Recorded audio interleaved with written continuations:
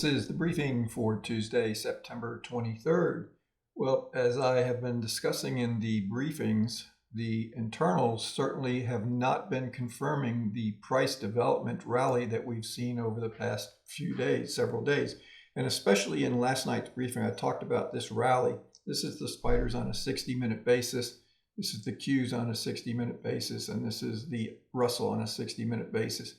So you can see the rally that we had yesterday in the spiders, but you can see what was happening with the market internals. Market internals were diverging pretty dramatically. Same thing with the Qs. You can see that move right through there, and the same thing with the Russell. So the market internals, really were not suggesting that there was enough strength in this market to continue moving higher. Although we have to respect the trend in price. The trend is our friend.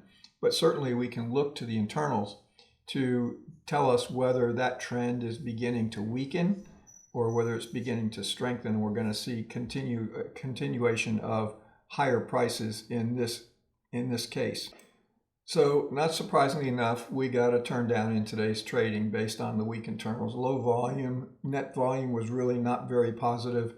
It was just really, especially yesterday's trading, was just really not a very strong day from an internal perspective. Now the question is where do we go from here? What's going to happen? So you can see that the spiders came right down to the 661.75 area, 662, and I've had these support areas up for the last several days. So you can see the 393 in the Qs, and I've got 243.75 in the Russell, which it came right down to and paused. Same thing with the spiders, a pause here, but the Qs have got a little bit farther to go. Probably could discuss a potential support area right around the 595, 596 area, but I think this is much more important because it represents the gap and then a buying tail that came in and drove price up a couple days ago. So I think this 393 area is really the much better support area for the Qs than moving it up to a shorter term potential support area. So basically you can see we had net volume in the NASDAQ declined, net volume in the NYSE basically was flat for most of the week and declining yesterday and today in the IWM as well. So looking at where, let me go back to looking at where we go from here, you can see the rotation here. If that rotation for that I guess 2.5 or 2 hours of trading, if we break 661.75, next, probably lower support area, shorter term, is going to come in right around the 658 area, which is going to be, you can see the buying tail here and the buying tail here, and a gap right through there. So I would watch that area if and when we break through this 662 area.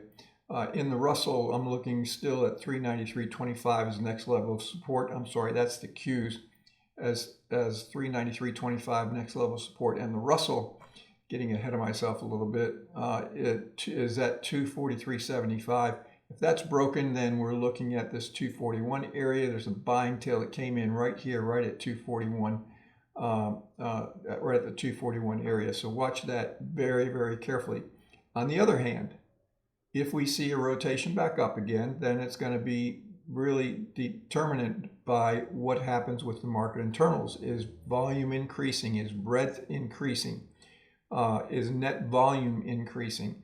Are all the things that we've been talking about in terms of weakness in this part of the rally, are they changing and they're going to support a rotation back up through the range?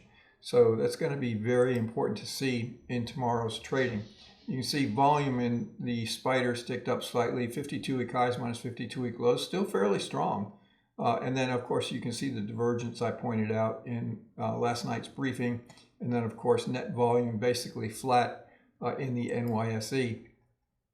In the Russell, I'm sorry, in the Qs, you can see that volume ticked up just slightly, but basically flat. Breadth continuing to diverge, and net volume down pretty significantly in the NASDAQ. And in the Russell, you can see volume falling off in the IWM. breadth in the Russell declining and net volume declining as well. In terms of overbought and oversold, you can see that we are still basically neutral. This is just amazing. So this really just gives an indication that the market could go in either direction. What's going to be important is whether the current day's low hold tomorrow, or if we see a rotation back up. That's going to be critical. If we break today's low, then I think we got some more downside work to do, and we'll just have to monitor the shorter term key reference areas to determine where the next level of support will be. And then looking at finally total volume, this volume spike was quadruple witching day on Friday. Same thing with the NASDAQ. So you have to kind of eliminate that from the analysis. Down slightly in today's trading. This was also a skew because of quadruple witching day. And you can see that net volume up slightly in the NYSE, but still just almost basically flat, as you can see. And then, of course, down in the NASDAQ, really just a weak day all around. It was a very weak day yesterday as well. So it's going to be interesting to see whether we see a rotation back up tomorrow, which is typical, or if we break these lows. And if we break these lows, in the Qs, it would be today's low. If we break through these levels again, then we're looking at lower support levels, which will be very, very important. Have a great night, and I'll pick this back up again tomorrow.